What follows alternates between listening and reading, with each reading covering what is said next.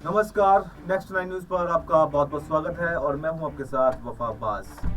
दिल्ली चुनाव में सरगर्मी लगातार बढ़ती जा रही है। जैसे जैसे जो चुनाव की तारीखें हैं वो नज़दीक आती जा रही हैं, ऐसे ही तमाम पार्टियों ने जो फ्री का पिटारा दिल्ली के अंदर खोला हुआ है, उससे भी हटकर एक पिटारा फ्री का और खोला गया है। वो आम आदमी पार्टी के अवध ओझा ने खोला है। जी हाँ, अवध ओझा पटपड़गंज सीट से इस बार चुनाव लड़ रहे हैं, जिस सीट पर मनीष सिसोदिया चुनाव लड़ा करते थे। पिछले 3 बार से यहीं से मनीष सिसोदिया चुनाव जीतते आए हैं और दिल्ली के उप मुख्यमंत्री भी बने हैं। लेकिन इस सीट पर इस बार अवध ओझा, जो मशहूर शिक्षक हैं और यूट्यूबर भी जाने जाते हैं, वो इस बार इस सीट से चुनाव लड़ रहे हैं। वहीं पर मनीष सिसोदिया को जंगपुरा भेज दिया गया है।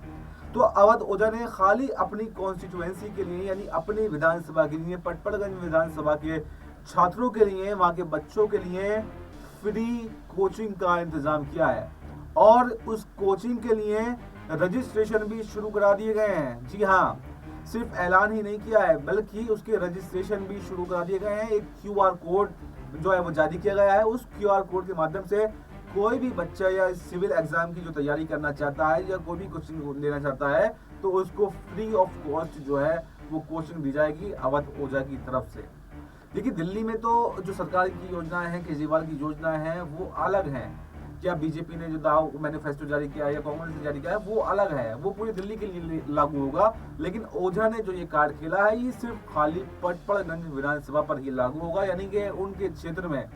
इस पर वहीं जो विरोधी बीजेपी के जो प्रत्याशी हैं रविंद्र नेगी, उन्होंने भी जमकर इस पर हमला बोला है। उन्होंने कहा कि फ्री की योजनाओं से ये पार्टी के प्रवक्ता हैं, पार्टी के प्रत्याशी और पूरी की पूरी पार्टी जो है फ्री की योजनाओं से दिल्ली को बर्बाद करना चाहती है। लेकिन शायद रविंद्र नेगी यहाँ पर ये बात भूल गए कि खुद उनकी पार्टी भी इस बार दिल्ली के अंदर फ्री की योजनाएं दे रही है और उसका बखान कर रही है, उसका ऐलान कर रही है। और सिर्फ दिल्ली के अंदर ही नहीं, चाहे आप मध्य प्रदेश के अंदर जाकर के देखें, चाहे छत्तीसगढ़ के अंदर जाकर के देखें, चाहे महाराष्ट्र में जाकर के देखें, सभी जगह पर जहाँ जहाँ बीजेपी की सरकारें बनी हुई हैं, कुछ ना कुछ वहाँ पर भी वो फ्री के ऐलान कर रहे हैं और कुछ ना कुछ मुफ्त की योजनाएं जरूर दे रहे हैं। और इसका जो प्रचार भी किया जा रहा है, ऐसा नहीं है कि इसका प्रचार नहीं किया जा रहा है, लेकिन रविंद्र नेगी के पास क्योंकि कोई मुद्दा नहीं है, कोई बात नहीं कहने के लिए, तो इसलिए इस तरह से वो अवध ओझा को घेरते हुए दिखाई दे रहा है।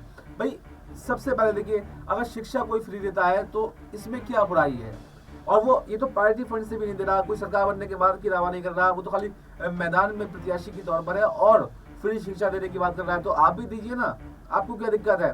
तो इस तरह की तमाम जो सरगर्मियां हैं वो दिल्ली के अंदर बढ़ती हुई दिखाई दे रही हैं। फिलहाल सभी के नॉमिनेशन फाइल हो चुके हैं और नॉमिनेशन चेक भी हो चुके हैं। बस 20 तारीख तक नॉमिनेशन जो कोई वापस लेना चाहता है वो वापस ले सकता है। इसके बाद में नॉमिनेशन वापस भी नहीं ले जा सकेंगे। और 5 फरवरी जैसे नजदीक आती जा रही है, 5 फरवरी को दिल्ली के अंदर वोटिंग होनी है। वहीं पर 8 फरवरी को दिल्ली के नतीजे सबके सामने आएंगे और देखना होगा, दिलचस्प होगा इस बार कि बीजेपी जो जोर लगा रही है, क्या कुछ सेंधमारी जो है आम आदमी पार्टी के खेमे में कर सकती है, या फिर एक बार फिर से पहली बार की तरह अरविंद केजरीवाल की पार्टी यानी आम आदमी पार्टी दिल्ली के अंदर बहुमत से सरकार बनाने वाली है। तो फिलहाल इस खबर में इतना ही। इस प्रोग्राम पर आपका क्या कहना है, आप कमेंट बॉक्स में अपनी राय दे सकते हैं। देश और दुनिया की तमाम बड़ी खबरों के लिए आप बने रहिए हमारे साथ और देखते रहिए नेक्स्ट 9 न्यूज़।